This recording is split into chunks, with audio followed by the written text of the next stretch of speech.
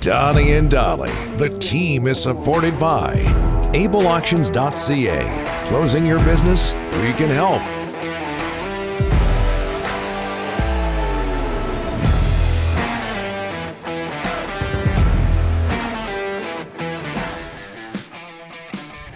A reminder that Able Auctions is our title sponsor. It's Donnie and Dolly, the team on check. The NHL is not going to the Beijing Olympics.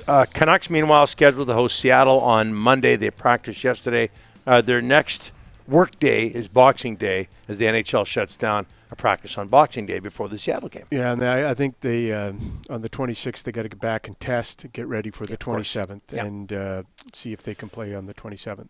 Joining us now from Sekeres and Price and Rinkwide, the Rinkwide podcast Rinkwide is Jeff Paterson. Jeff, how are you, sir? Oh, wow. I am. I'm doing well, guys. I just came in from the workshop. I've been building toys, and I'll go back out there afterwards. But I wanted to make time for you guys. Rick would like a wagon. You look. Mark that down. The wagon was nice. We all got a wagon. Remember the wagons, Jeff? We all got a wagon back in the day. I do recall getting a wagon at some point, but I had a couple older brothers, and it was nothing but hockey gear every year from about the time we were 5 till we were 15. Santa came through time after time after time, so that was always the big deal under our Christmas tree was hockey equipment. I don't think there's going to be any hockey equipment under my tree this year, but you never know. Yeah. Your reaction, Jeff, the obvious question here, which I do well, your reaction to the NHL not going to the Olympics. Yeah, I think like most hockey fans, I'm disappointed. I understand the reasons, and I'm not surprised by it, given the events that we're going through as society and in the world as a whole. But very selfishly, I want best-on-best hockey. I want to see Connor McDavid and Sidney Crosby get to be teammates on Team Canada and throw in Nathan McKinnon for good measure. And I wanted to see how many Canucks were going to be a part of this as well. And so I do hope, I know you guys were having a conversation in the first segment about a World Cup, and I'm on board with that. Whatever it takes to get best on best. I mean, look, I love the NHL playoffs. That's the best of the best within the NHL. But, if you can raise the stakes and take this game to a bigger stage, then I'm all for it. So it's disappointing because the buildup was there. But again, given the events of the world right now, it only makes sense. And I totally understand the concern of the players. The ones that have expressed this idea of testing positive over there and being left behind, and first of all, having to be quarantined in China while the rest of the National Hockey League picks up and moves on, so you wouldn't be here to help your own team. A couple of the Canuck players expressed that concern yesterday, but also just the idea of sort of being left behind while the rest of the world picks up and moves out of China and you're there. I wouldn't want to sign up for that. So totally get it, but it is a little disappointing. You said you watched the first segment, so you probably saw it yesterday or heard it yesterday, but Quinn Hughes clip. What do you read into, my opinion anyway, that Quinn Hughes didn't seem all that disappointed with the news that the NHL wasn't going? Yeah, I thought it was interesting. Both Quinn Hughes and JT Miller yesterday both talked about they weren't sure they were going to be on the team. I think JT Miller was a lock. Like, I don't think you could find me 14 other American forwards that are playing better than JT Miller. I think JT Miller absolutely would have been on this team. And I think Quinn Hughes would have been a lock. But, guys, I do think, we sort of look at Quinn Hughes through this prism of what he does for the Vancouver Canucks. This is a best-on-best tournament.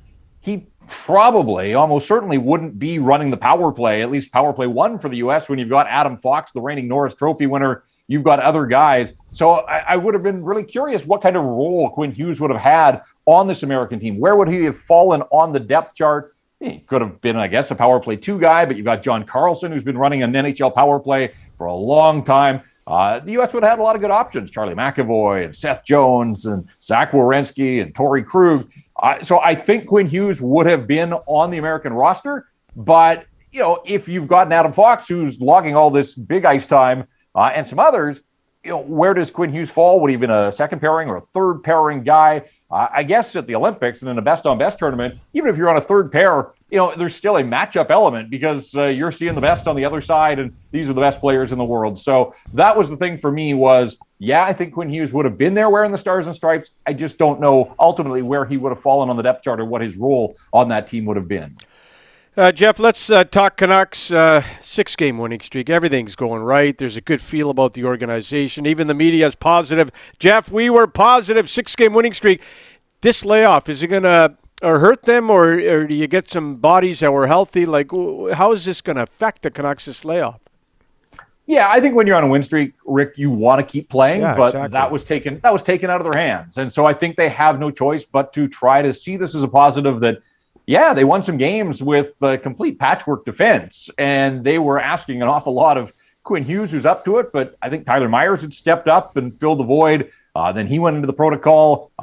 Luke Shen is getting back now. The fact that they were able to win games with that defense core is, a massive part of this story. So if they can get some healthy guys, take some of the workload off the guys that were logging big minutes, and I think too, for Brock Besser, you would like to keep playing because you were playing and scoring all the time. But, just having this idea of going into the break feeling good about yourself and your game and the team game, Besser's not going to forget how to score goals. I just think that he has, obviously been the biggest turnaround under Bruce Boudreau.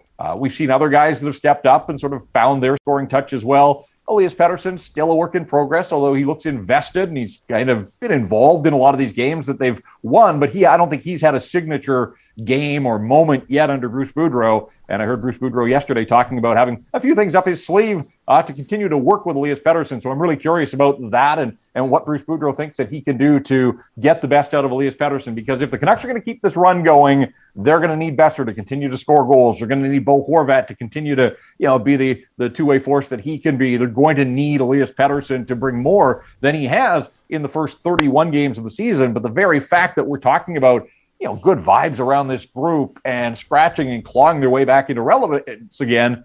I was at the top of the list. I did not see this coming. They had to make a change. We've talked about that since they did the house cleaning. I didn't think it was going to prompt this kind of result this quickly. So it's been a blast. It's just nice to sort of see some smiles back around the rink and see guys having fun. And you saw that yesterday. The players didn't want to leave the ice. They knew that's it, right? Till Boxing Day. 3 weeks ago, they would have been out of there in a hurry. But yesterday, they wanted to stick around and just have a little fun with each other because they knew they weren't going to see each other for a few more days here. So, it's just kind of cool to see some good vibes. But, there is so much heavy work to be done for this group. 6 wins is great. It gets them back to within a game of 500. We know that 500 is not going to be anywhere close to good enough at the end of the season. So, show me 6 more wins and then 6 more after that. And then maybe we can have a discussion about where they actually stand in terms of any sort of playoff significance. And quickly, Jeff, Stan Smeal on the show yesterday. We haven't talked to you, I believe, since Stan was appointed vice president of hockey operations by Jim Rutherford. Do you understand that move? Yeah, I mean, look, Jim Rutherford's got 3 Stanley Cup rings. He comes with instant credibility, and he's got sort of this cachet around the National Hockey League. But one thing he doesn't have is organizational intelligence. You come in from the outside. You've been out of the league for the better part of a year now. You may have watched some of these games from afar on television, but it's different when you are the man in charge. And so if you need to understand the inner workings of your organization, they moved a lot of guys out, but you can't just completely clean house. You do need some continuity. And so I was just glad that they gave Stan the title, and they did the same with Ryan Johnson, and they defined the Twins role, which is essentially what they were doing before, because there were a few days there where it kind of felt like the holdover guys were flapping in the wind a little bit as Jim Rutherford was trying to figure out what his new front office was going to look like. And so I just thought it was important that you show the respect to the guys that Rutherford's going to have to lean on to find out the inner workings of the farm system. Like, he wouldn't know anything about any of the prospects or, just the way that business had been done, some of the things that he wants to continue, but some of the things that he wants to change. So I think, and your interview with Stan was terrific, just as he was that day on the podium beside the owner. This guy wants to win. Like, you get that. And there hasn't been enough winning in this organization, certainly in the last 8 years, but really in 50 plus years of existence. And you can tell what it means to Stan Smeal that he wants to be a part of it, and he wants this to be the time that they finally get this thing right. Yep. Man, you look good. Oh, thanks so much, Jeff, for this. I appreciate it. Well, Merry Christmas. Happy holidays. Yeah, our last visit of 2021 here. So, look, you guys were there from day one when we were all trying to figure out what was next in our careers, and you brought me on board, and that meant an awful lot, and it's been fun to be a part of this with you and to see what you guys have been able to build up. So, What a year it's been. Let's hope for bigger and better things in 2022. And wouldn't it be incredible if this guy made an appearance in 2020? My stop goodness. Stop it. Man, you are bringing everything out tonight. No, nothing holding back. Nothing. Good stuff. Over the head. That's it. Are you supposed to do that? It's not. It's not the real Stanley Cup, so it's okay. Yeah. All right, Jeff. Merry Christmas. Thanks All so right, much. guys. Thanks.